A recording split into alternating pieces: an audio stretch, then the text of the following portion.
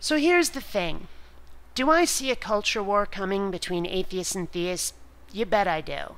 I mean, the theists have been misbehaving quite a lot. I mean, between blocking stem cell research, blocking gay marriage, engaging in some really stupid wars and acts of terrorism, engaging in genital mutilation of both males and females, among other things, the religious really have made nuisances of themselves, and a lot of us have had it. And it seems to me that the atheists, being a minority, at least in the countries that are having these problems, are going to need everyone on their side that they can get. So yeah, I would like to see more people who call themselves agnostics but know that they don't believe in God, know they're atheists, but are eschewing the label. I'd like to see them on our side just a little bit more. I'd like to see them coming out. However, that's not the real issue here. And I know a lot of you have tried to call me out for that, but that's not what I want to discuss. I'm not going to address that issue in the comment section of this video at all. Because what's really important here is that I think a few of you have taken the notion of there being sides, whether I've said it or not, and applied it to the definition of atheism and theism. You see, the truth is that atheists are not opposed to theists necessarily. The truth is that the syllable a negates whatever it's attached to. If something is asynchronous, it's not synchronized. If something is arrhythmic, it's not rhythmic. If something is asymmetrical, it's not symmetrical. That's how this works. That's what the syllable means. But for some reason, apparently, when applied to atheism, all of a sudden it's against theism. It's the notion that God does not exist for sure. It's opposition to God's existence, instead of just being someone who doesn't have God belief.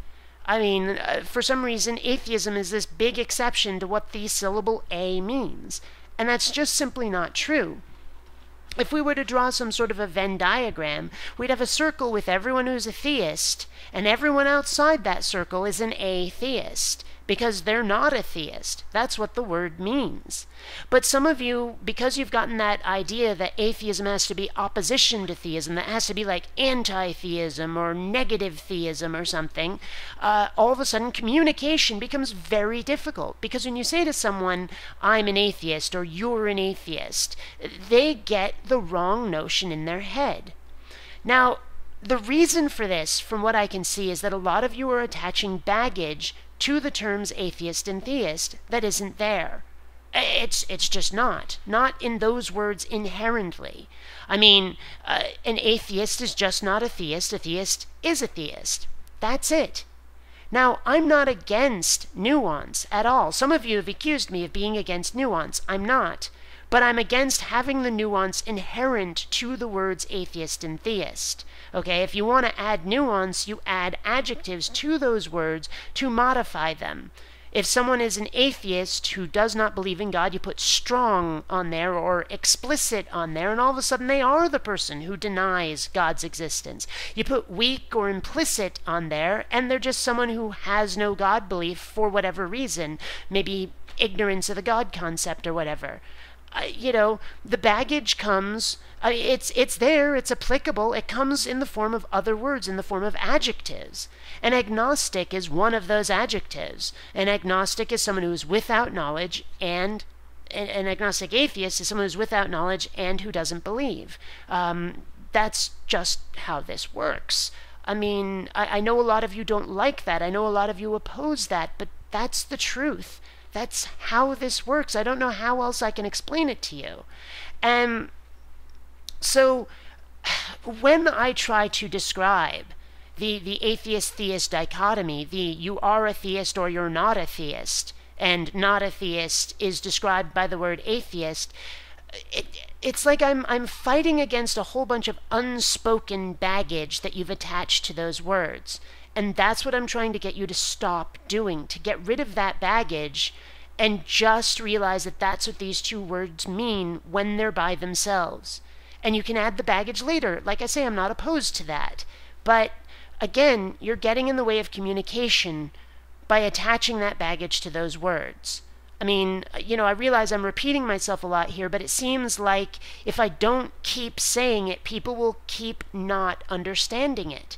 And I don't want that. I want to be able to have this communication. I mean, how can I communicate with somebody who thinks that an atheist has to be an explicit atheist and say, I am not a theist? What word means not a theist without necessarily being explicit atheist, strong atheist? What word means that? Because it's not agnostic. It's not agnostic. Agnostic refers to knowledge. So if it's not agnostic and it's not atheist, what is that word? It doesn't exist because it is atheist. That's what atheist means. You just add nuance to atheist with other words to tell someone whether you're an explicit atheist or an implicit atheist, a strong or a weak atheist. That's how you do it.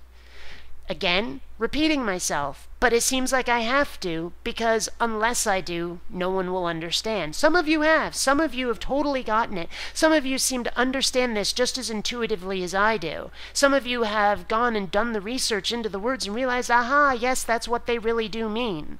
And there are a lot of dictionary definitions out there that deny this, although there's plenty that also don't.